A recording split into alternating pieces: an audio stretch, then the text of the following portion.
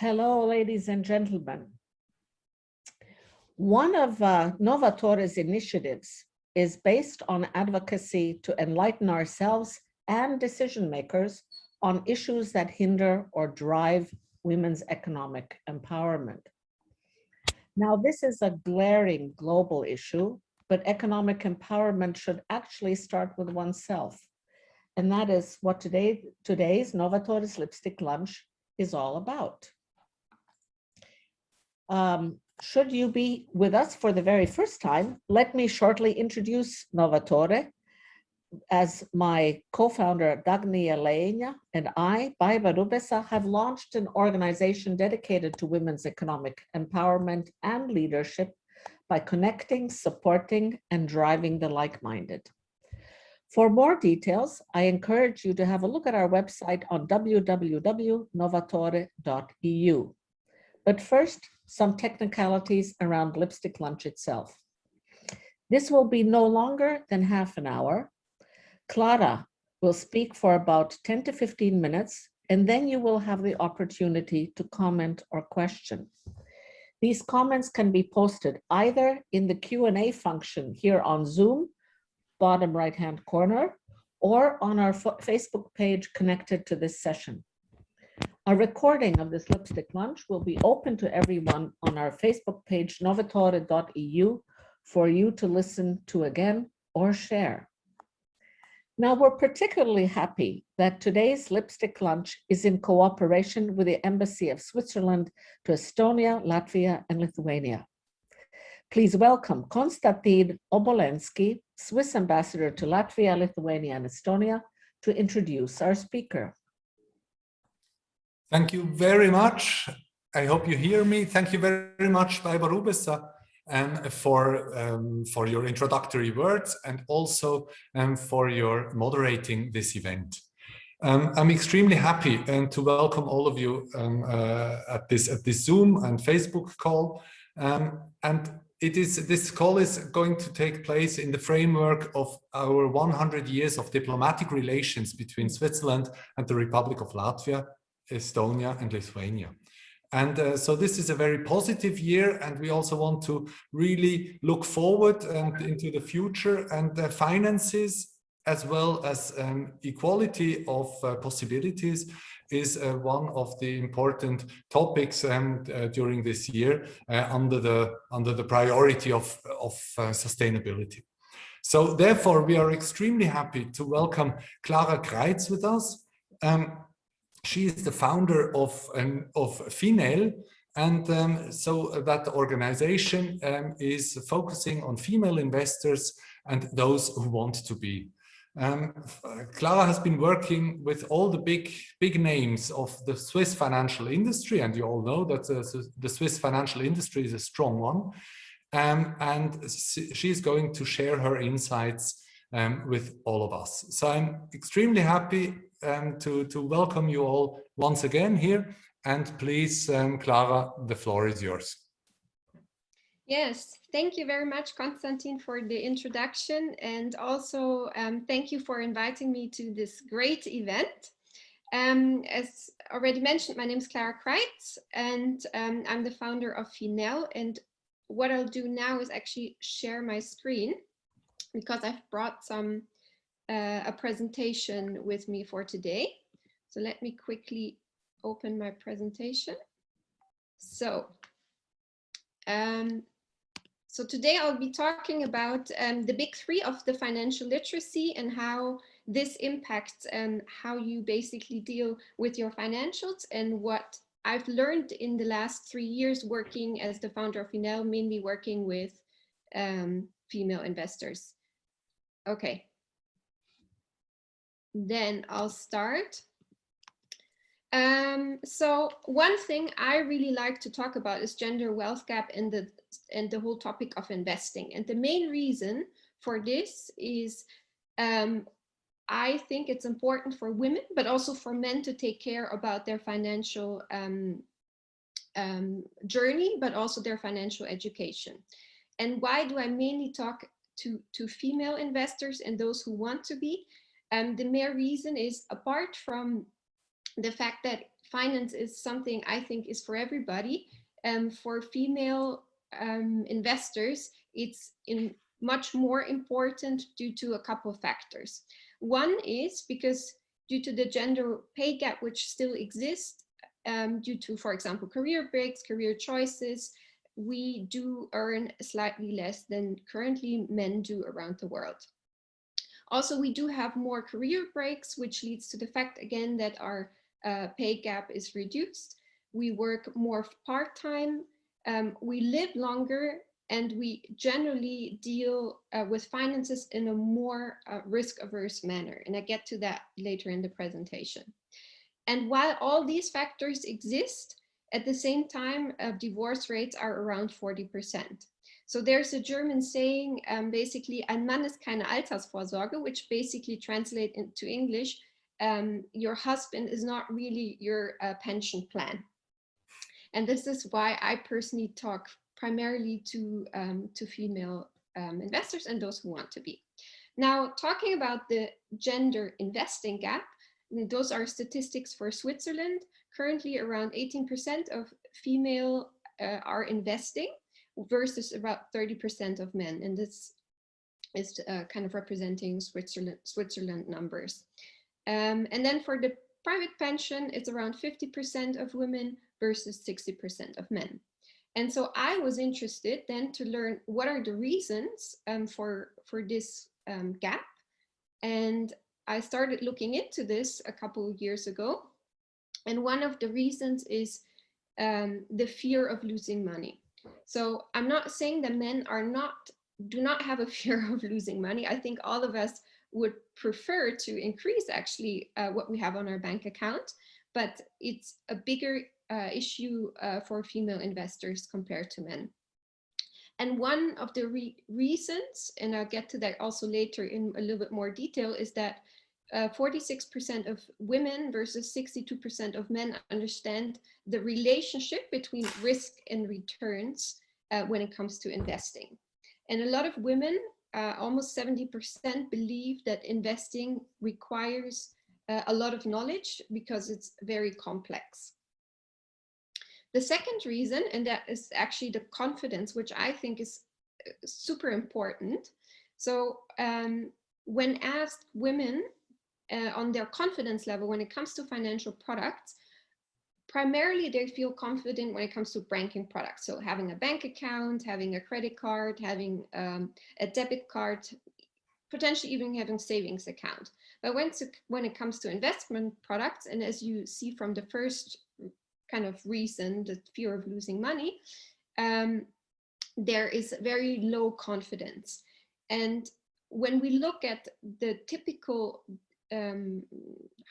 role split within a household, we usually see that women are super good when it comes to to budgeting, taking care of daily expenditures, bills, etc. But when it comes to long-term investing, that's basically a task performed by the husband in the household. And again, women think that men know more about their finances, or at least their partner knows more than they do.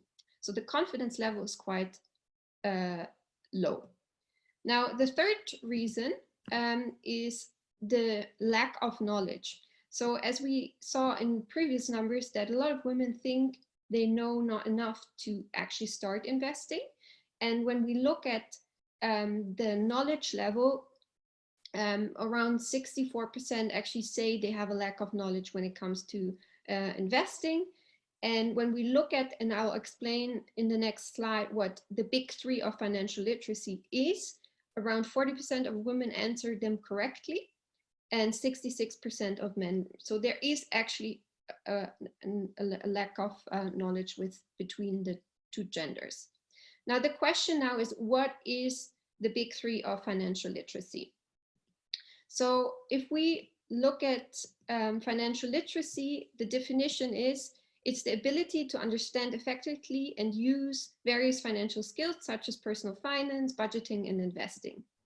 And one of the key skill or the key knowledge one needs to know is the whole topic around interest rates and how to use them.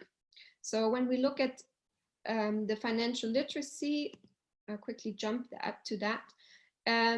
They are inflation, compound interest, and risk management. And I'll go into each of them in the next slide.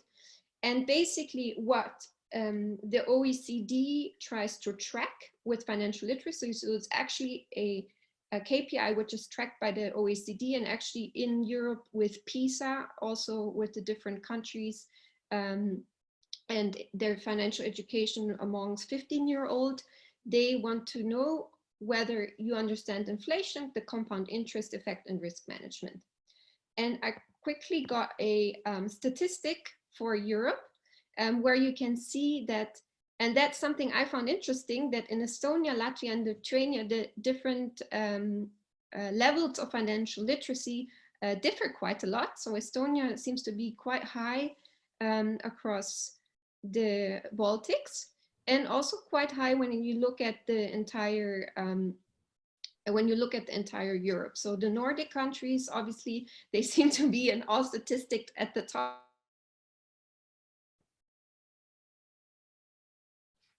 Illiteracy, on the other hand, is something which is predominantly across women, elderly people, and young people, and also low income and low education level. So that might not be super surprising, but Professor Lusardi, who runs a lot of studies on the subject, found out that those are the people who lack the most level when it comes to financial literacy.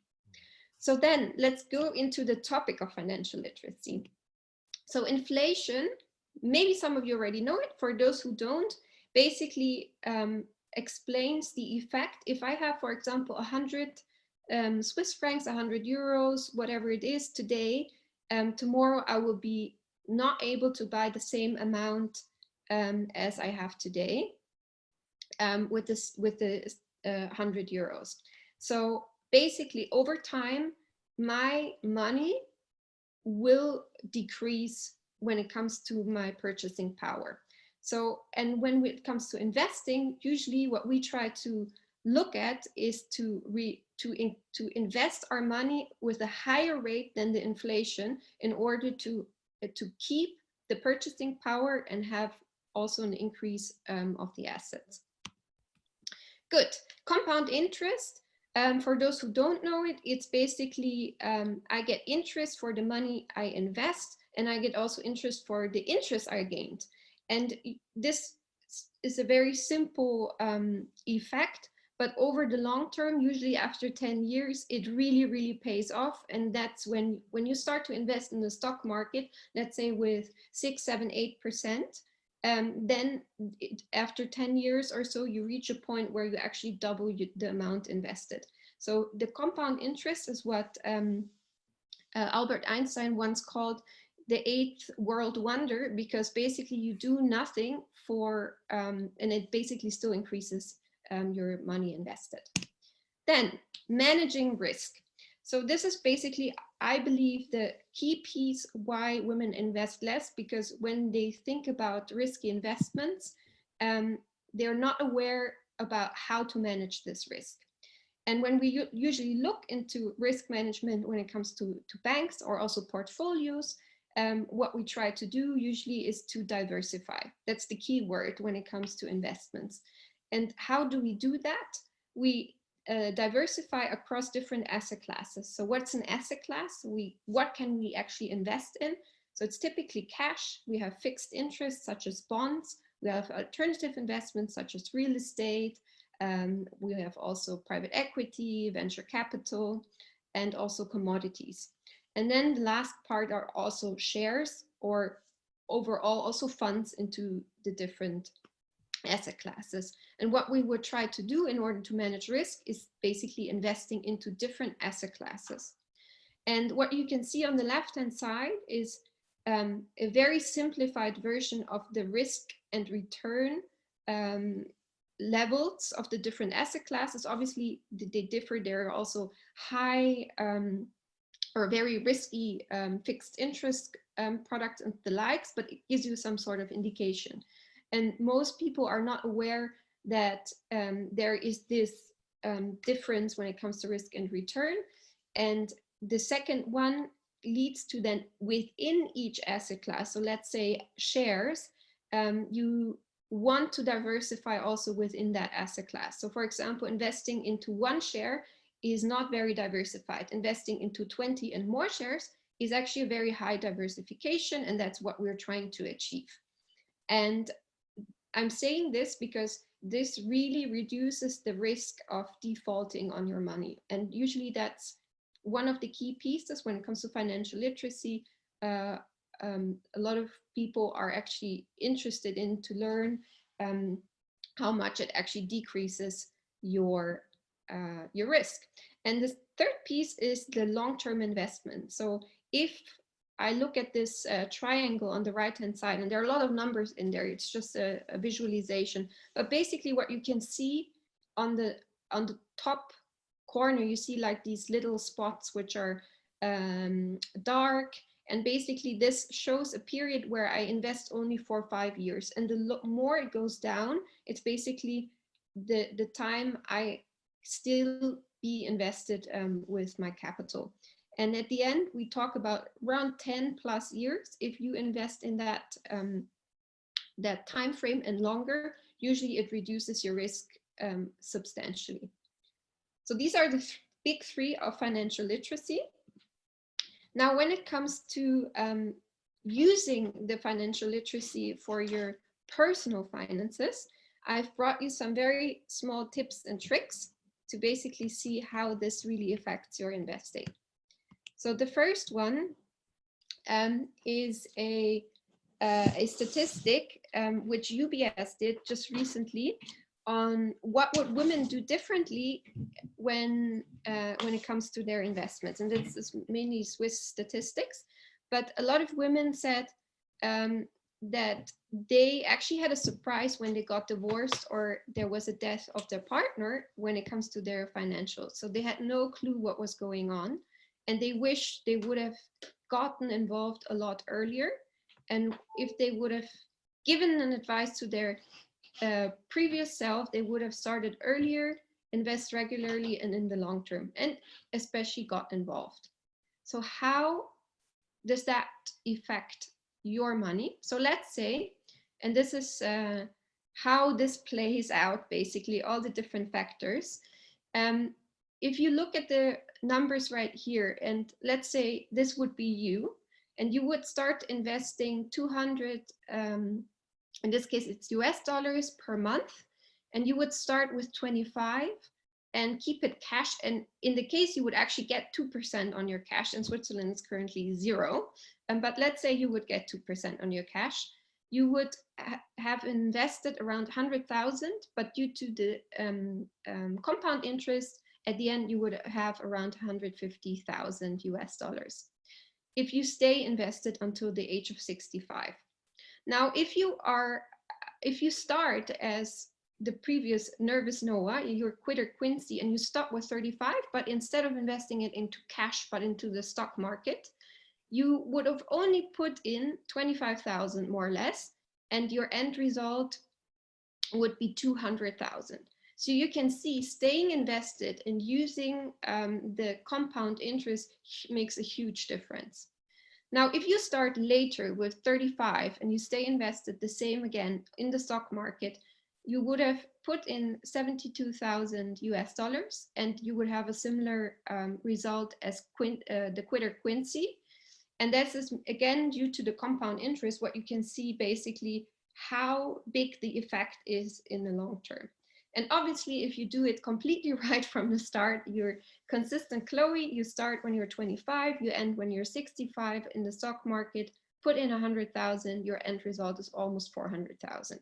So that's what I'm saying with understanding really the outcome of the compound interest is a huge learning effect. At least it was for me, and what got me started to invest. And I know a lot of times we say, oh, is the crash coming? Is it not coming? What will happen, etc. Those are all the things you need to kind of start to black out when it comes to investing, because what you want to do is to invest regularly and in the long term. And then all these like dips and ups will even out. Obviously, when you get to closer to retirement age, then you want to reduce your risk and start to hold more money in cash. Good. So last piece on my hand, where to start if you want to start and increase your financial literacy. So obviously the first thing is to get educated. There are lots of books out there, podcasts, courses on financials and investing. And then obviously start to look into your personal finances, whether it's budget, your net worth, your pension, insurance, but also some legal aspects such as marriage and inheritance rules within your country. So with this, I actually close my super short presentation on financial literacy, and I'm looking forward to your question when it comes to this topic. Thank you very much, Clara. This was a little overwhelming in a way, and certainly the map of financial literacy across Europe was quite the thing to see in all of it. And frankly, I think most of it is about education. You actually very rarely learn this at home. And the question is, how many countries already have in their educational curriculum something about personal financial literacy for better or for worse. What I think is interesting is when we were researching you and your company, Finelles, I realized you had a questionnaire that identified the issues that were important to women, which was essentially long-term retirement funds and long-term investments. Yeah. However, here in the Baltic, we actually have a platform similar to Finelles in terms of gaining financial literacy for women. However, that one seems to put a larger emphasis on how to address expenses and start saving.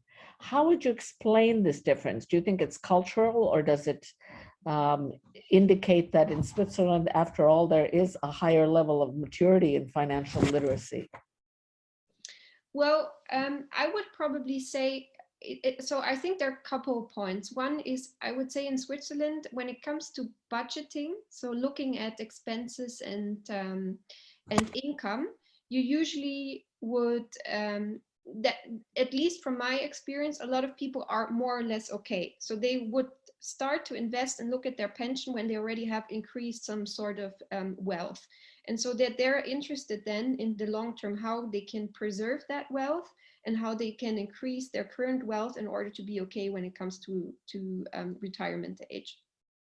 Okay. But I have to say, I still look at this point. Also, for example, I do financial coaching and financial education. This is one of the key pieces, because also in retirement age, you want to know what is actually the level of wealth that is required, right? Sure. But having said that, I would probably say that the level of wealth that is already there, at least with, let's say slightly, so I deal usually with women that are 30 years and plus, is already given. So it's slightly less of a topic, I would say. Okay, we have two questions. One is a longer one. It says, thank you very much for this presentation. I'm writing a PhD thesis about women in investment industry. Also with my partners, we are building an investment company in Latvia. My question to you is, do you believe that young women in the financial industry can be seen as professional, and how to promote that you are as professional as men? I've faced such bias in meetings myself, when people tend to do all the conversation and presentation towards our male partner, and me and my partner are seen more as assistants. Do you have any comments how to eliminate such attitudes and biases towards young women? Okay, very interesting question. It touches a lot of different topics. So I think one piece for the financial industry as such, yes, it's very male dominated. There, when it comes to the roles that are dealing with the investments, such as portfolio managers and the likes, we usually have a rate of, let's say, 10 to 15% of female employees. Obviously, that's different in different departments such as HR and marketing. In my experience, usually I do not have seen so much of a difference when it comes to these specific roles, but I can imagine that let's say the culture within the financial industry is still very male dominated, and the let's say the features that are important to succeed are still very male driven. That's something I could have imagined. My personal view on the financial industry is I would like to see more women in actually that industry. And I do encourage also young women to go into that industry, because I find it a very interesting industry. You can learn a lot. You learn a lot about also different topics such as politics and the likes, because everything is somehow connected to the capital markets. And not to be discouraged by, for example, examples where they feel they cannot fit into this male-dominated world. But I do believe, yes, we are not there yet when it comes to providing, let's say, that environment. And it's the same for some other industries, such tech and so forth. Basically, where you need STEM capabilities, mathematics, etc. It's not something where a lot of women venture into. Okay, yeah. We may go 1 or 2 minutes over time, but I don't think it will be so bad. There are last two quick questions. One is, Julia Bistrova says, thank you, Clara. What are your favorite books or podcasts on the topic? Give us your top 3. My top 3. Okay, so the first one is actually called, it's a little bit thicker. It's a book called Money by Tony Robbins. And he goes very detailed into the subject, and basically touches also on how to invest with ETFs, so exchange traded funds.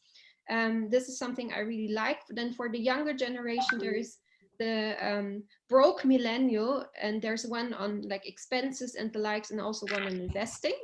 And the third one is called Worth It by Amanda Sandberg, and it touches on the whole topic of investing, but also how to increase your income. So looking at both streams, what to do with your money, and also how to get more money through, for example, being self-employed, etc. Okay, now that we're about to close, the questions come rolling in, and I'll just take one more, and then we'll have to end this. Some are about culture, why, for example, the Nordics are better at this than elsewhere. But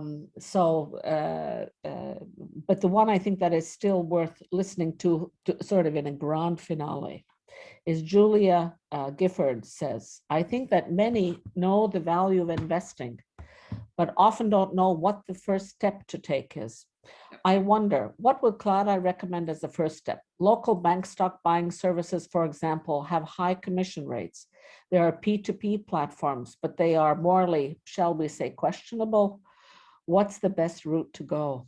Yes, so I think the one thing I want you to learn from today is you didn't stop, you didn't learn walking by knowing how to walk, but you did it through starting to walk, right?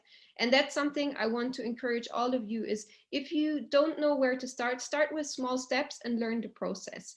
Now, when it comes to actually doing the first step, I usually recommend in my courses to look at investing with ETFs. It's a super simple way. So basically you invest in a fund, and you can buy a fund of shares, a fund of fixed income, etc. So basically it's a pot of different investments. So you reach your diversification.